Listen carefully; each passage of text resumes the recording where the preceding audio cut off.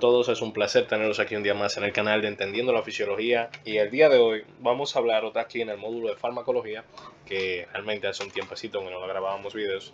Vamos a continuarlo con lo que habíamos prometido. No era este título exactamente el que decía el video pasado, que del tema que tocaba para esta clase, pero es básicamente lo mismo: acción de los fármacos en extremos de la vida, añadiéndole a eso que también hablaremos de estados de alteraciones del estado basal o base que tiene un ser humano. Dígase, un estado patológico que altere ciertos parámetros a nivel farmacocinético, farmacodinámico, y a nivel fisiológico, como el embarazo, por ejemplo. Y obviamente, dentro de lo fisiológico entramos también los estados de extremos de la vida, de la niñez y vejez. Entonces, ¿a qué nos referimos con estos extremos de la vida? Pues ya se lo adelanté: a los bebés, los neonatos y los envejecientes. Es importante saber que dentro de el mismo apartado de los bebés o neonatos existen varias subdivisiones. Ahí tenemos los prematuros, los nacidos a término, los lactantes menores, los lactantes mayores, los escolares y los adolescentes. Entonces, es importante saber que los cambios se van a ver en estos estadios de la vida y en esos estados también que mencioné, tanto en un nivel farmacodinámico como en un nivel farmacocinético. Entonces, en una primera instancia vamos a hablar de la farmacocinética y cómo se ve alterada. En cada apartado vamos a ver que lo voy a dividir así, poniendo aquí los elementos a analizar y de este lado pues el objeto a analizar. Vemos aquí en el estado de farmacocinética, en el extremo de la vida joven, en prematuros en este caso, que son pues bebés que nacen antes de esos 9 meses, antes de esas 37 semanas.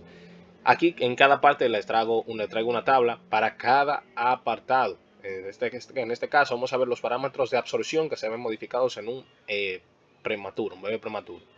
Viendo que el pH gástrico normalmente suele estar algo alcalinizado,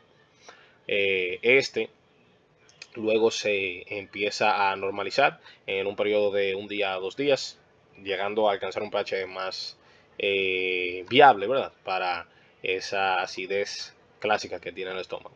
Por eso, al ser una zona más soluble, más alcalina, pues hace que los fármacos ácidos que dependan de esa acidez gástrica sean menos solubles. La motilidad intestinal es importantísima porque en este estadio de la vida está reducida, está bastante ralentizada, de 6 a 8 horas, cuando en el adulto es de 2 a 3 horas.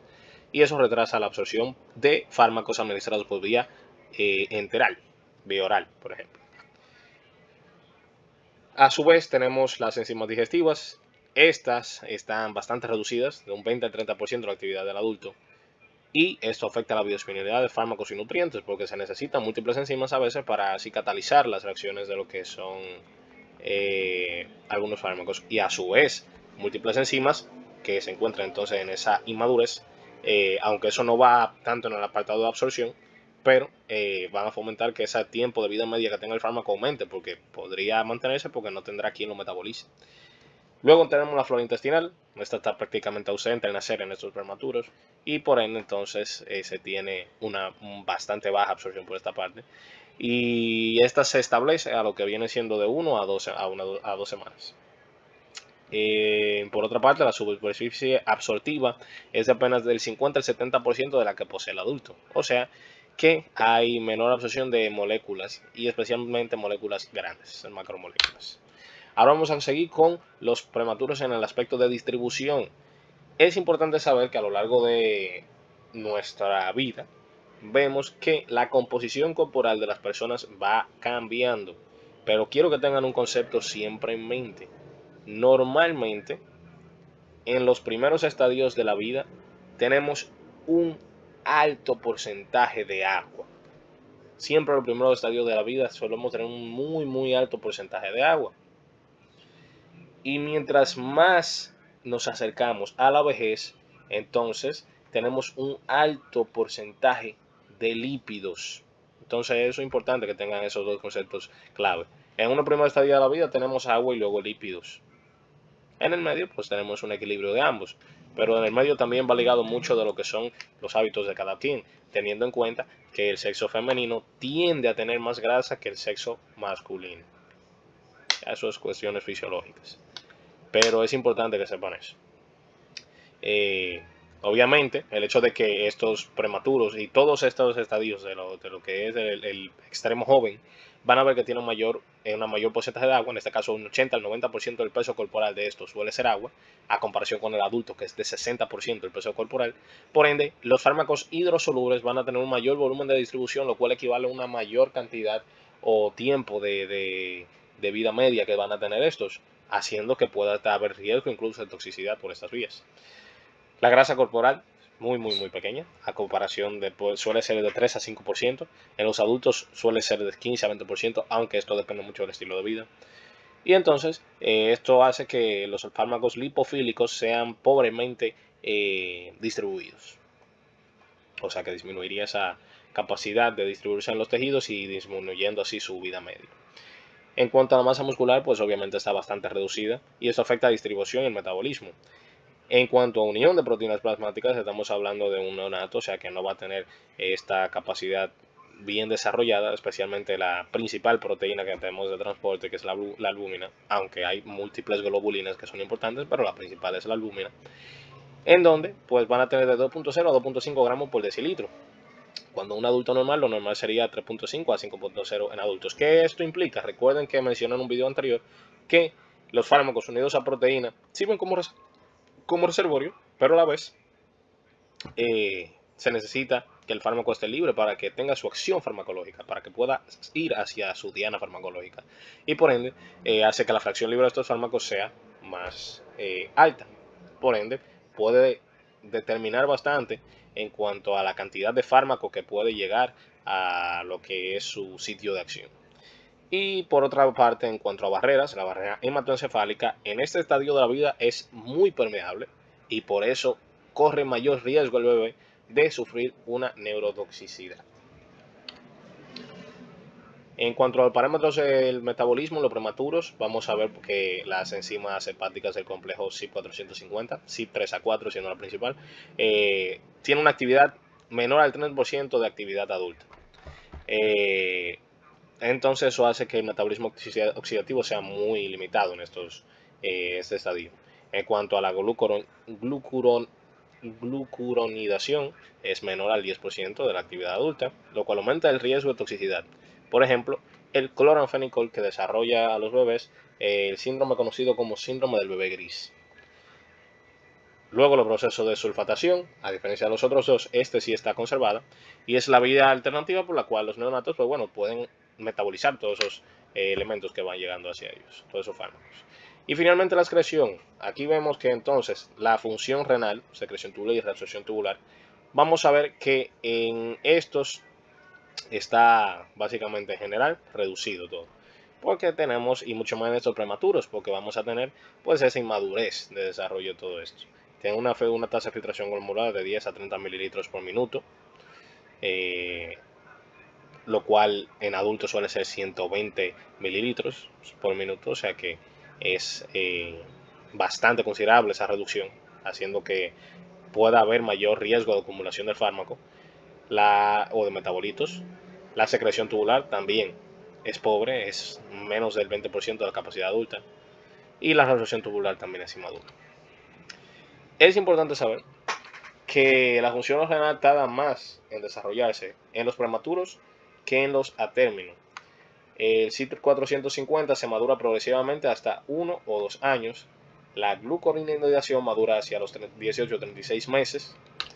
Y más adelante se menciona, pero esa parte de la función renal es muy característico, porque van a fijarse que ahora cuando estemos hablando de los nacidos a término, en un instante la función renal es igual que los de los prematuros, con la excepción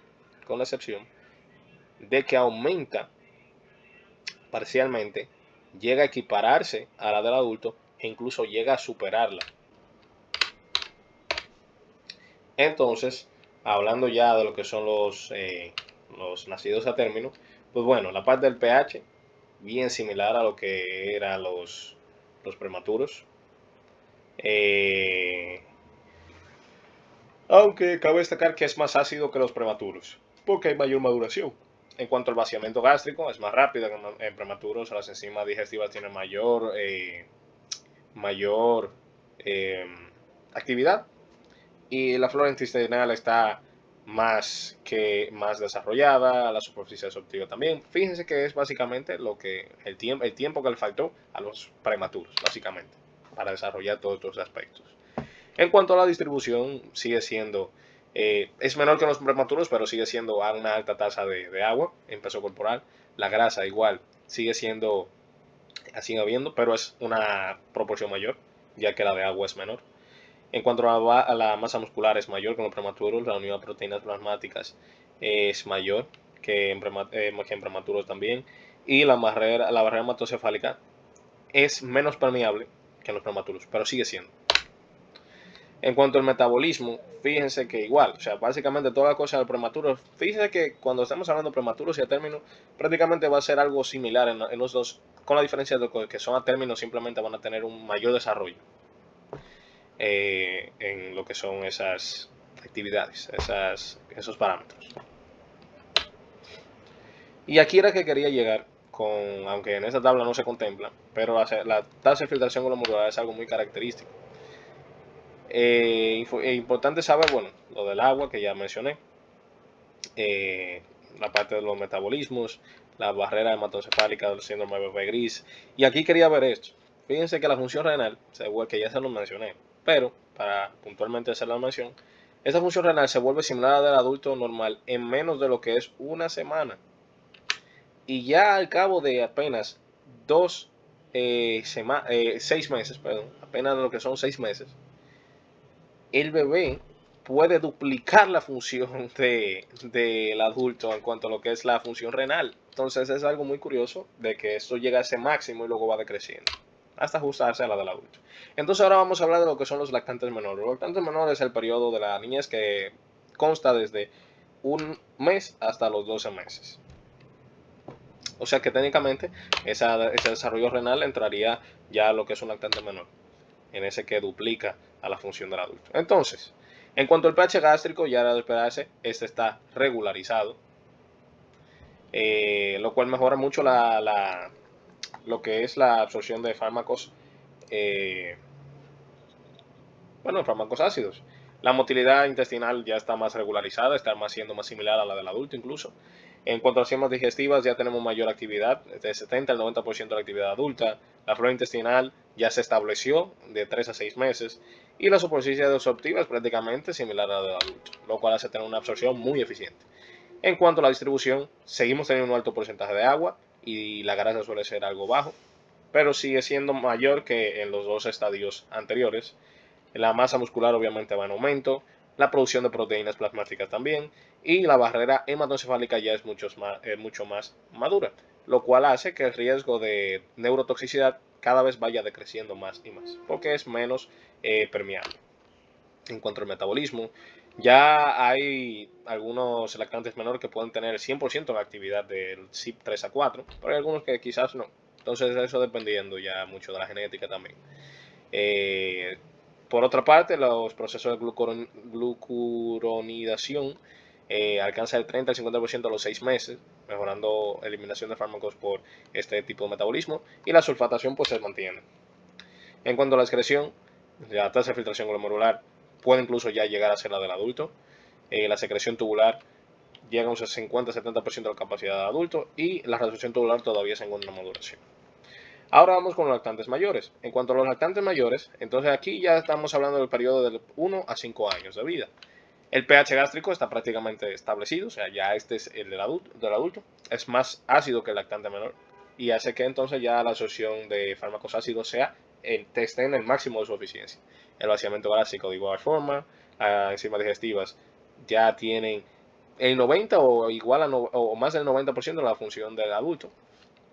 La flora intestinal ya está establecida, su velocidad absortiva es equivalente a la del adulto. Cada vez van a ver que, fíjense que mientras más se aumenta la edad, pues ya el porcentaje de agua y grasa se asemeja más a la del adulto, ya que tenemos un porcentaje de agua de 60 a 65% del peso corporal, siendo ya el porcentaje adulto, y la grasa corporal de igual forma. La masa muscular está en un aumento sostenido, sabiendo que esto obviamente, todos esos parámetros dependen mucho del estilo de vida, hago de nuevo la mención. Las proteínas plasmáticas ya están a nivel del adulto, la barrera hematocefálica perfectamente ya está impermeable a las sustancias que usualmente es. Las funciones del CYP3A4 y otras enzimas fase 1, fíjense que incluso pueden superar la función adulta. Y es por eso que es muy útil el saber que hay estadios de la vida que son hiperactivos a nivel metabólico, como este estadio de los lactantes mayores. Entonces estos estadios de la vida pueden hacer que el individuo, de una manera fisiológica, porque esto no es patológico, metabolice más rápido fármacos que incluso el mismo adulto. Entonces es algo a considerar a la hora de ajustar la dosis a una persona. La glucuronidación todavía no alcanza el porcentaje adulto, pero es bien similar, y la sulfatación pues desde un inicio siempre ha sido mantenida. La tasa filtrada glomerular y todo lo que respecta a la función renal es prácticamente ya maduro, a excepción de la resorción tubular. Ya eso se ve más en la niñez. Esto básicamente es lo que ya les mencioné, no voy a parar a hacer mucho hincapié de eso. Pero es importante saber que esa actividad, esa hiperactividad hepática empieza a declinar a partir de los 5 años de vida. O sea que es importante eso. Es decir, adentrándonos a lo que es el extremo de la vida joven, de escolares, aquí es que empieza a declinar esa función hepática. Ya todo lo demás, pues no voy a hacer mucho hincapié, porque ya desde un estadio anterior vimos que estaba establecido estos parámetros. Entonces, pues bueno, no tengo que hacer mucho hincapié en todo esto. Fíjense, pueden incluso pausar el video si así lo desean, porque básicamente ya todos esos parámetros están establecidos y conservados. En el caso, por ejemplo, de la sulfatación desde estadios anteriores de la vida. Teniendo en cuenta que, por ejemplo, ya es en el estadio de escolar que la reabsorción tubular está totalmente madura. Entonces, luego con los adolescentes, aquí no hay mucho que decir. De igual forma, si ya teníamos los lactantes mayores, pues bueno, que ya están establecidos aquí también. Y es aquí donde principalmente vamos a ver ya la separación de hombres y mujeres, de lo que es los porcentajes en la distribución. Teniendo que, por ejemplo, los hombres van a tener un mayor porcentaje de agua, las mujeres van a tener un mayor porcentaje de grasa. En cuanto a la masa muscular, los hombres van a tender a tener mayor masa muscular que las mujeres. Pero todo esto es variable. Lo que ya dije, depende del estilo de vida. Aunque hago mucho hincapié en eso y lo repito mucho, pero es que es importante que tengan eso en consideración. En cuanto a proteínas plasmáticas, obviamente sigue maduro, la función hepática también. O sea que ya en estos estadios estamos completos, prácticamente. Y entonces, aquí caemos en el extremo de la vida del envejeciente, que eso se considera una edad de mayor a 65 años. Y eso como si en muchos aspectos volviéramos hacia atrás. El pH gástrico se alcaliniza, el vaciamiento gástrico se enlentece, las enzimas digestivas se reducen, la flora intestinal se altera. También esto puede ser a raíz de que los envejecientes suelen consumir múltiples fármacos. Es común que ya a una edad avanzada una persona ya de edad tenga que consumir más de un fármaco por X o Y razón de condición de salud que tenga. La superficie absortiva se empieza a atrofiar. Y entonces aquí, recuerden lo que les dije, en el inicio de la vida tenemos abundancia de agua, a finales de la vida tenemos abundancia de lípidos, y efectivamente así es. Aunque no es tan exagerado como en los neonatos, el porcentaje de agua aquí se redujo en un 10 a un 15%, y el porcentaje de grasa subió en ese porcentaje. Y a su vez la masa muscular tiende a reducirse bastante, hecho conocido como sarcopenia. De igual forma, la producción de proteínas suele ser disminuida, por ende la unidad de proteínas plasmáticas también se verá así. El flujo hepático también se disminuye. La actividad metabólica del cuerpo también se ve disminuida, a diferencia del metabolismo de fase 2, ese sí se mantiene, pero el fase 1 sí suele estar, que es la CYP 450 sí suele estar disminuido, pero la fase 2 no. Y en cuanto a la excreción, de igual forma, depende mucho de la calidad de vida que llevó la persona y los hábitos que tenía, pero tiende a reducirse. Incluso están, que en el módulo de renal lo mencionamos, a partir de lo que son los 40 años, cada 10 años se reduce 10% la función renal. Porque con eso es equivalente a que cada 10 años se reduce el 10% de nefronas funcionales. Entonces por eso se reduce bastante la función renal. Ahora, viendo lo que es la parte farmacocinética en embarazadas, aquí pues hay diversos cambios, porque como le digo, eso es fisiológico, al igual que los demás estadios de la vida, pero en este caso, pues, por ejemplo, vemos que el pH gástrico tiende a alcalinizarse, la motilidad intestinal tiende a lentecerse, el agua corporal tiende a aumentar, haciendo que los fármacos hidrosolubles pues sean mayores en cuanto a lo que es su distribución. La grasa corporal también tiende a aumentar, entonces eso aumenta el volumen de distribución de fármacos lipofílicos. La producción de proteínas plasmáticas disminuye. La actividad metabólica de CYP3A4 y 2D6 tiende a aumentar en nuestros estadios, a diferencia del CYP1A2 y CYP2M19 que tiende a disminuir. Y la tasa de filtrado glomerular tiende a aumentar. Luego, en cuanto a la farmacocinética en algunas patologías, como la insuficiencia renal crónica, fíjense que, por ejemplo, la tasa de filtración glomerular se altera bastante, lo cual en este aspecto se va a tener, en pocas palabras, un déficit en los procesos de excreción. La secreción tubular también va a estar disminuida, también pertenece a excreción.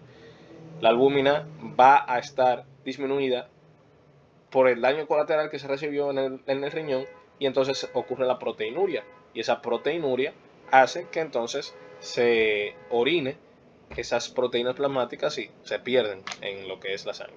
O sea, de la sangre se pierden en la orina. Y por ende, esos pacientes necesitan ajustes a lo que es a nivel de las dosis que se les hace, se les administra. En cuanto a los pacientes con síndrome nefrótico, de igual forma, la albúmina plasmática se disminuye bastante, la eliminación renal está comprometida y se necesita una observación individualizada en la administración de dosis farmacológicas. En cuanto a pacientes con obesidad mórbida, entonces los fármacos lipofílicos van a tener una mayor distribución, un mayor volumen de distribución en los lipofílicos. El agua corporal está disminuida, haciendo que los fármacos hidrosolubles sean menos distribuidos. Y el aclaramiento varía, porque todo va de la mano a si hay daño hepático renal a raíz de su condición. Ahora vamos con los efectos a la farmacodinámica de todos estos estados de la vida. Vamos con los prematuros. En los prematuros vamos a tener varios aspectos. En una primera instancia, los receptores. En cuanto a la expresión y densidad de receptores, va a estar disminuida. Esto hace que la respuesta a múltiples agonistas pueda estar disminuida. Y a su vez, dependiendo del fármaco, en cuanto a sensibilidad, podría haber mayor sensibilidad por parte de algunos receptores o falta de eficacia por otros. En cuanto a vías de señalización, estas van a tener una baja eficiencia y las transducciones de señales van a ser inmaduras. En cuanto a la respuesta fisiológica, dividido en varios sistemas, en el sistema nervioso autónomo vamos a tener un predominio parasimpático. Cardiovascular, la contractibilidad y respuesta adrenérgica va a estar disminuida. En cuanto al centro respiratorio, pues se tiene un centro respiratorio inmaduro, que incluso se le suele administrar cafeína a muchos prematuros para tratar lo que es la apnea del sueño, para estimular el centro respiratorio. Y a nivel endocrino, el eje hipotálamo hipófisis adrenal está inmaduro. Por ende, la respuesta glucocorticoide está muy disminuida. En cuanto a barreras biológicas, pues ya se dijo, la barrera hematocefálica tiene alta permeabilidad, lo cual genera riesgo de neurotoxicidad. Y en cuanto a regulaciones homeostáticas, esos mecanismos de regulación de retroalimentación, pues bueno, están inmaduros. Ahora vamos con el joven a término. No me voy a frenar mucho aquí, porque en este, fíjense que va a ser lo mismo que en farmacocinética. Lo mismo que el prematuro, pero un poco mejor, básicamente. Así que no voy a frenarme mucho en eso. Pueden pausar el video y ahí lo hacen. Prefiero hacer mucho hincapié o pararme en lactantes menores y mayores, escolares y adolescentes. Entonces, en un lactante menor, ¿qué vamos a ver? Pues bueno, seguimos avanzando en lo que son las respuestas. Vamos a tener una mayor expresión y densidad de receptores, aunque eso sigue siendo variable, pero vamos a tener una mejor respuesta agonista de esos receptores, mayor sensibilidad. Las vías de señalización van a estar mucho más desarrolladas y las transducciones de señales de igual forma. Las respuestas fisiológicas tanto el sistema nervioso autónomo, cardiovascular, respiratorio y endocrino van a estar en funcionamiento de una forma eficiente.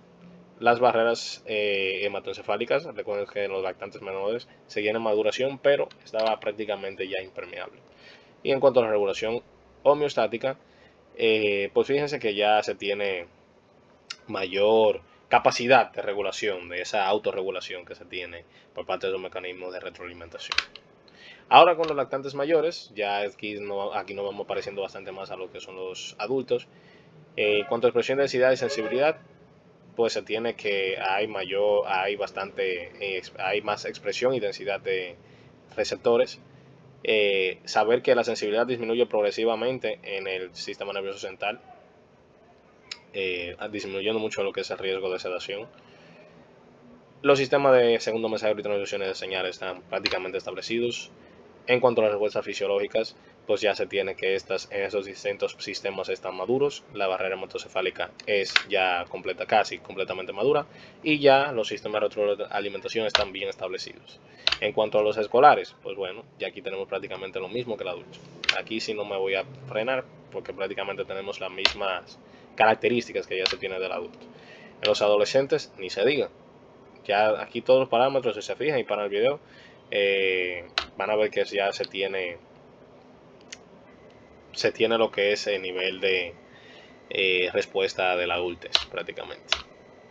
Y ahora con los envejecientes es lo mismo que en la historia anterior. Volvemos hacia atrás. Expresión y densidad ya van reduciéndose los receptores en muchas partes. La sensibilidad se ve muy aumentada. Por ejemplo, muchos fármacos como las benzodiazepinas, ese efecto sedante que tienen, hacen que, tiene un efecto mucho más fuerte en estos individuos, lo cual puede ser propenso a tener caídas y demás.